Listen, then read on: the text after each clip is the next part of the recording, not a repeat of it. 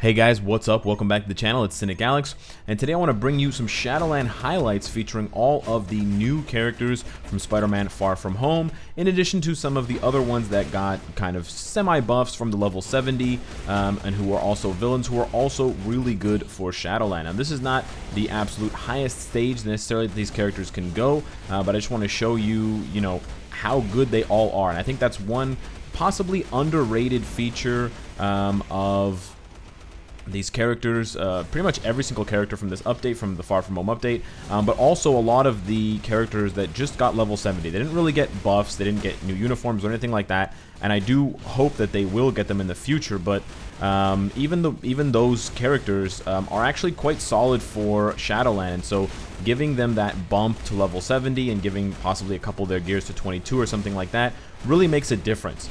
For those of you that haven't tried, you may not notice it, but I mean, this is super easy. No leadership, just cruising through the stage, and this is a stage 66. So obviously Mysterio is amazing. He could probably do into the 80s, possibly the 90s with a leadership and more buffs. He's a very strong Shadowland character now. He's just missing the all defense down for like the trifecta. But a lot of these characters, if you don't have them at least at level 62, if you keep them at level 60, they drop off. They fall off in terms of damage once you get to about floor 60. Now, it's not a hard and fast rule. You can definitely find characters who at level 60 are still strong enough to do past stage 60 of Shadowland, but I found that to be the case more often than not, and I don't know if it's because after level 60 the enemies start to go up in level, like 60, 61. I mean, from 61 you'd have level 61 enemies, and then 62, so on, and then once you get to 70 plus they go up as well, or if it's just that at level 60 I happen to find that that's the case, but either way it's something that happens to me, and so I wanted to bring it to your attention because I feel like that's an underrated feature that all of these characters have from the Far From Home update. Even at level 60 they can go up to the 60s, and maybe if you build them with damage procs they can go higher for Shadowland, and then of course when you get into level 70 they can do even higher stages. And this is a Vulture who I don't particularly like for Shadowland, to be honest with you, although he does have nice iframes that you can chain. I find him just kind of lackluster. His damage is really not what it used to be, and it's not really comparable these days to characters like Korath. Is way stronger than Vulture, and he's a lot easier to build up, and there's no uniform to build either, but even Vulture can do this. Obviously I'm making a few mistakes here and there. I'm taking damage and I'm pretty close to dying now actually,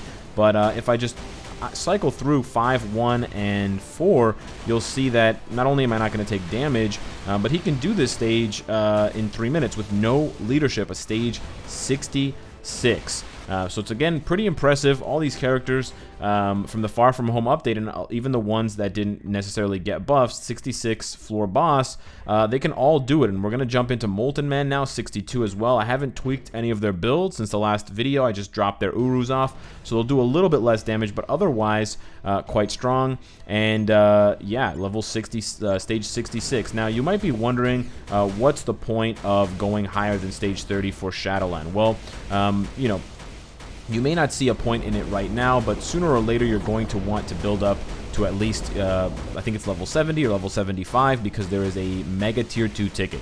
So it's really important to separate characters who will be able to give you a good Shadowland clear in the 40s and the 50s and the 60s versus a character that won't. And there's a lot of existing villains that just don't really cut it anymore. I mean, Molten Man's better than Dormammu, let's put it that way, for Shadowland. So it's actually really important to highlight this, and you can see he's completely dominating them with yeah, the most expensive item I have on this build is a CTP of Transcendence. I'm sure even the free-to-plays can afford that, and he's completely erasing this stage with no leadership at all. So it's actually quite impressive. All of these characters, in one way or another, are able to dominate these stages. You can even do more damage with Hydro Man on certain stages where he's not necessarily typed correctly for, because of his summons, because his summons won't get the penalty, the Hydro summons. Now, the Hydro summons don't do very good damage, so don't count on them to clear the stage for you, but if you're just looking for a little bit of extra damage, if you possibly switched into him for some reason from another character,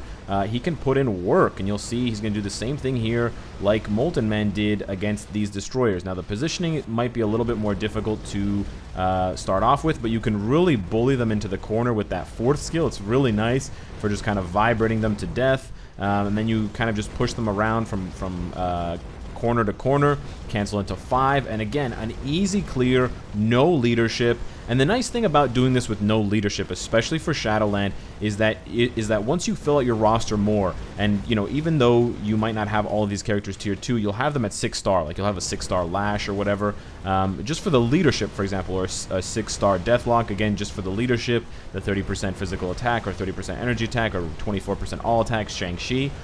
You can use those leaderships on higher Shadowland stages, and then you could push even higher.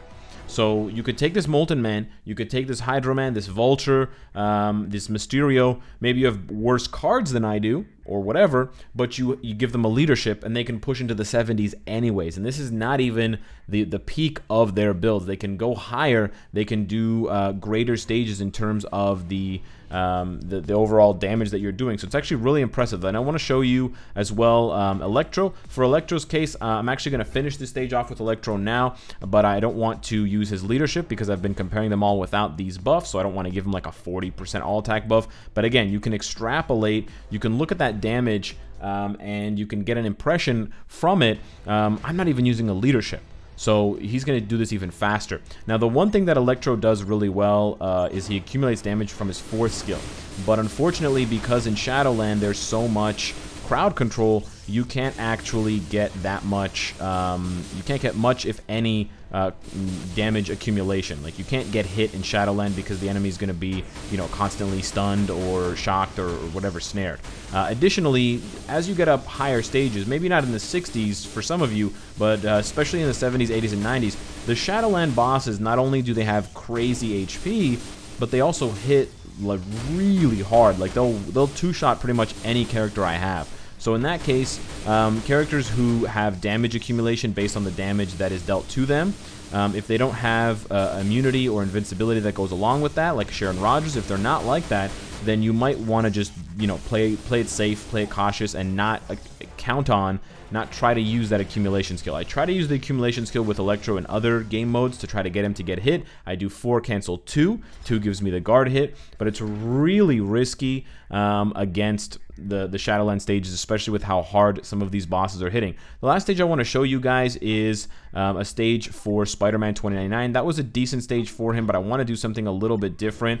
If I could get, not a boss mode because it's a blast type, there we go, this is going to be perfect. He's going to mop the floor with this stage 67. Check this out. Actually, you know what? Maybe we should do Spider-Man first and then Spider-Man 2099 so we can get a difference. We can get a feel for their differences. The good thing about Shadowland for Spider-Man is his all defense down will still work. So yippee-doo, we finally found a place to actually use Spider-Man. Aren't you proud of your boy, Peter Parker? And wow, his damage proc didn't activate. What is going on? What in the world? But there's the all defense down. Very, very cute Spider-Man. Nice. The crazy audio from the lightning. And he just makes short work of this stage again. No leadership, no dodge, no ignore dodge. Wow, even the first time after I goofed it up, I couldn't remember what it was. No ignore dodge, which, you know, doesn't seem to be slowing him down too much. If anything, you know, I don't want to dump too much on Peter Parker, but if anything, he's a lot better for Shadowland. He wasn't particularly good for Shadowland before, but I think with the all defense down and the you know, fracture and all these other abilities, he is a lot better for Shadowland. Now, is this justice for Spider-Man? Absolutely not. He's actually dodging a lot now, but it's a little bit better than nothing, and it is a little bit better than Infinity War, so that is something worth mentioning. His stealth suit might be a little bit better in terms of the damage, but you do get the all defense down here. You know what? Actually, I think the all defense down from this suit at tier 2 is better. So I guess if you were only going to use Spider-Man for Shadowland, oh, that's so sad. You might want to pick this suit over the stealth suit. I'm still going to do a full review, not necessarily a full review, but I still want to give one more take to Spider-Man's 2 uniforms, because I do feel bad, and I do still see videos of people clearing content with him. It's not terribly impressive, but it's content, and it makes me want to do more content about Spider-Man. When I see people, especially new content creators, doing videos like, hey guys, I cleared this stage with this you know, unusual character, or with this character that doesn't really get a lot of love in the community in general, it makes me really excited, and it makes me want to go out and play that character. So if you guys ever have that feeling, if you guys ever feel that way about videos that of mine that you watch, and you see me playing with a character, you're like, oh man, now I want to play with that character. Yeah, I know exactly how that feels. So let's re-roll this one for something that Spider-Man 2099 can do. I think he can also do a rumble. So if we were to get a lot of these stages are great. I hate to pass them up, but if we could get, is that one? No, that's a combat rumble. Damn.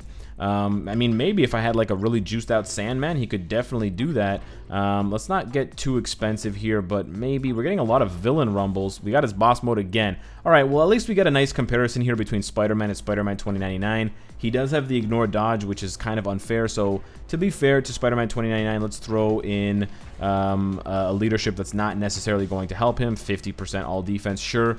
And this way we can get a nicer impression of how much better he is. And they both have CTPs of destruction, which is, no, wait. Did I give Spider-Man 29 a CTP of destruction? I honestly cannot remember. Maybe I did. Maybe I didn't. I did give him a CTP of destruction. So they have the exact same CTP in terms of that part of their build. The rest of their build isn't the same, but it's honestly not that different. They both have all defense down. The difference is that Spider-Man 2099 rocks the shit, and Spider-Man sadly does not. Oh, Hydro Man striking for 2099. That's interesting. Okay. The future, the past meets the future. I don't think there's a future Hydro Man. Not that I recall of anyways, but let's see what Morris is all about. Yeah, this is going by so much faster than Spider-Man. And the crazy thing is, the larger AoE on his 5th skill, on 2099's 5th skill, means that I'm actually destroying... Man, why couldn't Spider-Man get a V-pad skill like this? I'm actually destroying a lot of those jars just by being near them. You can see that, so I do damage to both at the same time. I'm doing damage to them both at the same time. It's a new rap song. SoundCloud, October 31st, 2019. So yeah, there we go, a minute. So honestly, top to bottom, I would say this update has brought characters who are all great to, you know, I mean, I would say good to excellent for Shadowland. And while that is kind of an ignored game mode in some ways, and some people are like, yeah, whatever, man, Shadowland, every character is good for Shadowland. Yes, but as we get more characters, as your roster gets more inflated, you want to be able to, you know, I make a lot of videos about, and you can pretty much guess by now, if you've been paying attention, who are the uber strong characters. But now you have all these characters, let's say 100 characters, and it kind of in the mid-level. You have all these mid-level exceptions that you want to offer guys, and you're trying to figure out, you've got this player or that player, and you want to assign them to the mid-level exception, but you don't know which ones are gonna fit your team.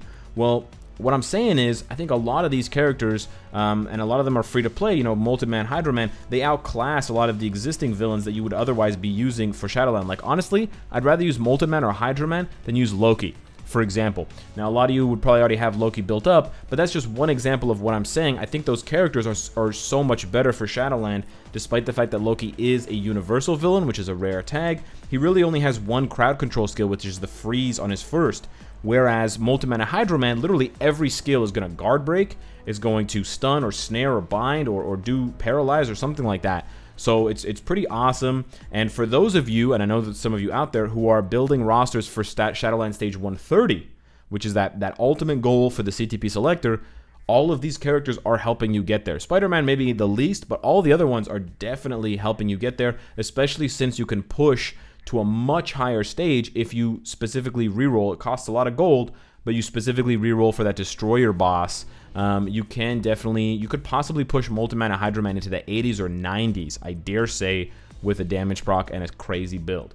So, with that being said, let me know what you think of this Shadowland Super Cut. Subscribe if you enjoy the content and you want to support me. And of course, if you like what you see, I hope to see you later today. Take care.